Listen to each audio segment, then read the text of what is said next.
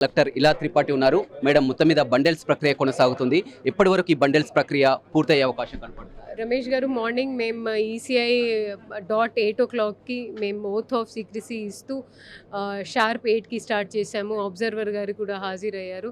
So total మనకి ఉన్న 200 polling station సంబంధించిన 25 టేబుల్స్కి ఒక 8 రౌండ్స్ పడుతుంది. ఇప్పుడు ఆల్మోస్ట్ మనం మార్నింగ్ నుండి స్టార్ట్ చేస్తే 7th రౌండ్స్ ఆల్మోస్ట్ పూర్తి అయిపోతుంది.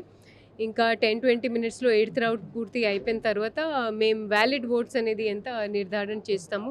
అభ్యర్థులు కూడా ఉన్నారు, వారి సమక్షంలో ఇవన్నీ జరుగుతుంది. ఒకవేళ ఫస్ట్ ప్రియారిటీ ఓట్లో ఏదైతే కోటా ఉందో 50% తర్వాత +1 ఎవరైతే వారిని విజేతగా నిలుస్తారు. ఒకవేళ కోటా పూర్తి కాకపోతే ఎలిమినేషన్ ఎలా ఉంటుంది? సో మీరు చెప్పినట్లు ఫస్ట్ రౌండ్ని మేము రౌండ్లో వాళ్ళు సాధించిన వాటిని మేము ఒరిజినల్ ఓట్స్ అంటాము. ఒరిజినల్ ఓట్స్కి మిగతా రౌండ్స్ కంటే ఎక్కువ విలువ ఉంటుంది. ఎందుకంటే ఒకవేళ ఏదైనా టై ఉంటే లేదా ఏదైనా డ్రా తెచ్చుకోవాలంటే ఒరిజినల్ ఓట్స్కి మేము ప్రాధాన్యత ఇస్తాము.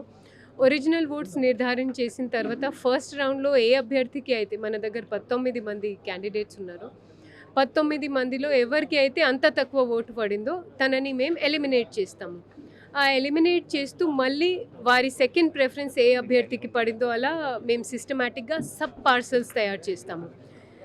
మీరు చెప్పినట్లు ఫస్ట్ రౌండ్లో కోటా వచ్చింది అంటే సంతోషం, బట్ అంటే అది డిపెండ్ అయి ఉంటుంది. మా టీం అంతా రెడీగా ఉంది. ఫస్ట్ ఒరిజినల్ ఓట్ మేము లెక్క చేసినాక ట్రాన్స్ఫర్ ఆఫ్ ఓట్స్ చేస్తాము. ప్రతి ఒక్క బ్యాలెట్ ఓట్ని మేము ఎగ్జాస్ట్ చేసిపోతూ ఉంటాము.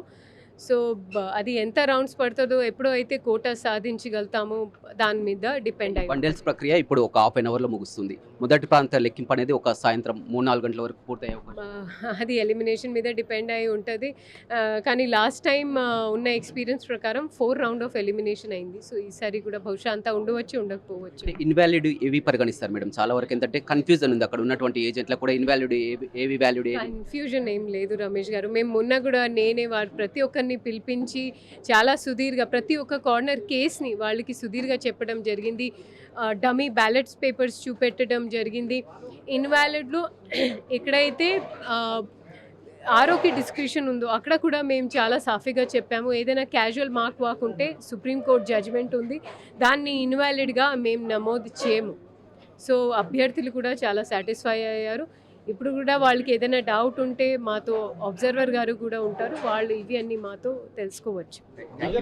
చూడొచ్చు, పూర్తిగా రిటర్నింగ్ అధికారి ఇలా త్రిపాఠి చెప్తున్నటువంటి ప్రకారం బండెల్స్ ప్రక్రియ ముగిసింది. మరి కాసేపట్లో కూడా బండెల్స్ ప్రక్రియ ముగిసిన తర్వాత కూడా ఏదైతే ఉన్నదో మొత్తం ఆ బ్యాలెట్లని 25 టేబుల్ మీద కూడా ఒక్కో టేబుల్ పై కూడా ఎట్ ఏ టైం 1000 ఓట్లను కూడా లెక్కింపు మొదలవుతుంది. మొదటి ప్రాధాన్యత ఓట్లంతా కూడా లెక్కింపు అనేది 3-4 గంటల వరకు కొనసాగుతుంది. ఆ తర్వాత మొదటి ప్రాధాన్యత ఓట్లకు కూడా గెలుపు కోట రాకపోతే ఖచ్చితంగా ఎలిమినేషన్ ప్రక్రియ ప్రారంభమవుతుంది. ఎలిమినేషన్ అంటే తక్కువ ఓట్లు వచ్చిన అభ్యర్థులని రెండో ప్రాంత లెక్కింపు కొనసాగుతుంది. ఈ విధంగా ఎలిమినేషన్ ప్రక్రియ లెక్కించుకుంటూ కూడా మొదలవుతుంది. ఏదేమైనప్పటికీ కూడా గతంలో చాలా వరకు ఆలస్యం కావడం జరిగింది. గతంలో ఎమ్మెల్సీ కౌంటింగ్ అప్పుడు కూడా చూడడం జరిగింది, చాలా వరకు ఆలస్యం అయింది. కానీ ఈ బండెల్స్ ప్రక్రియ కూడా దాదాపు మధ్యాహ్నం వరకు అవుతుంది అనుకున్నారు, కానీ త్వరగతినే పూర్తి చేయడం జరిగింది. ఇక మొదటి ప్రాంతం కూడా మొదలు కానుంది. ఏదేమైనప్పటికీ కూడా రాత్రి వరకు మాత్రం పూర్తి ఫలితాలు అయితే వెల్లడయ్యే అవకాశం కనపడుతుంది. Over to studio.